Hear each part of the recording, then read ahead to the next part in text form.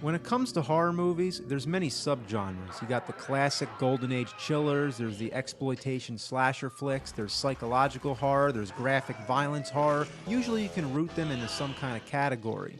But The Shining is something else.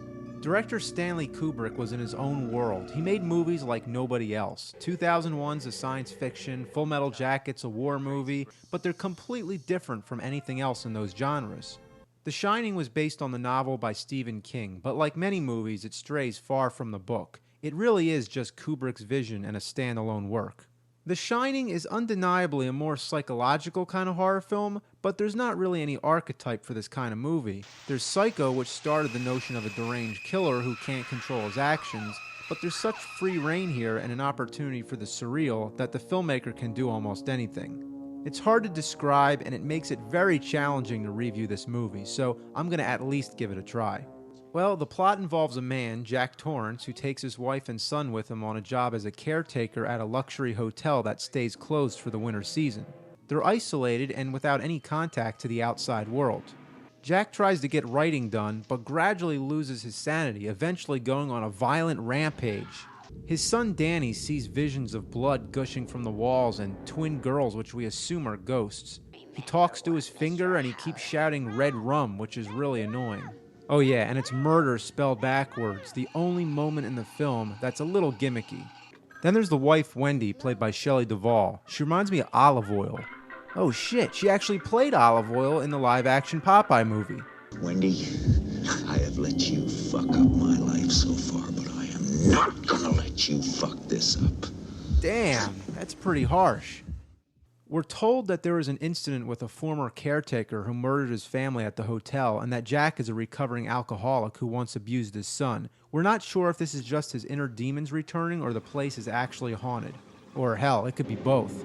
They do have interaction with one other human being, a cook played by musician and actor Scatman Crothers, who is also the voice of Hong Kong Phooey and Jazz on Transformers. He's the only one who can relate to Danny because they share a special power called the Shining, I guess kind of like the Force but creepier. Yeah. What's up, Doc? Hong Kong Phooey just impersonated Bugs Bunny. Yeah. What's up, Doc? That's outstanding. But if Jack wasn't played by Jack Nicholson, then I don't think this movie would be as entertaining as it is. You didn't let me finish my sentence. I said, I'm not gonna hurt you. I'm just gonna bash your brains in. I'm gonna bash them right the fuck in. You just can't take your eyes off him. When it comes to playing crazy characters, he is the best. You are my number one guy. The whole movie, he's a ticking time bomb. The tension builds and builds until eventually he's chasing his family with an axe. Here's Johnny. This is as close as it comes to a slasher movie, but there's so few characters and not much of a body count. The beauty in it is that you hardly even notice. And I don't mean to spoil anything, but there's only one murder. But there's also a guy in a bear costume. What the hell is that about? Then there's the nasty, decomposing lady in the bathroom, the only shock moment. It's disgusting. But most of the movie, there's really not a lot happening. It goes on forever, and then it tries to scare you over nothing. Oh no, not Tuesday!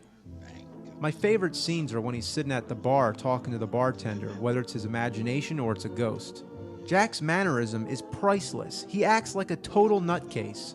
But the bartender is unaffected by his behavior, pretending as if he's perfectly normal.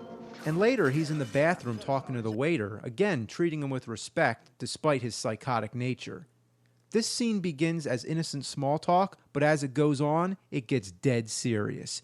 And the way it gradually makes that transition is brilliant. There's supposedly a theme going on with mirrors, and some have said that there's a theme of twins. Like, okay, so there's the twin girls, and then there's like the guy in the beginning with the 2 coffee cups, I guess. And then there's like, oh, well, what am I doing? Counting things that have 2? Why am I doing this? People have analyzed the shit out of this movie and have come up with all kinds of interpretations. But who the fuck knows? It's Kubrick. It ends with Jack chasing Danny through a maze. There's never any establishing shots to show you how close together they are. Is he gaining on him? Is he a million miles away? There's no way to tell, and as a chase, it's very unexciting. But I suppose the whole idea was to make you feel disoriented. And how literal is this? This is exactly how I feel when watching this movie. Lost in a maze and left out in the cold. But had the plot been more cohesive with definitive answers to what's going on, I don't think it would have had the same effect. Watching the whole movie makes you feel like you're descending into delirium. It's a unique horror film with a disturbing yet fascinating power. My rating, 4 axes out of 5. Check it out.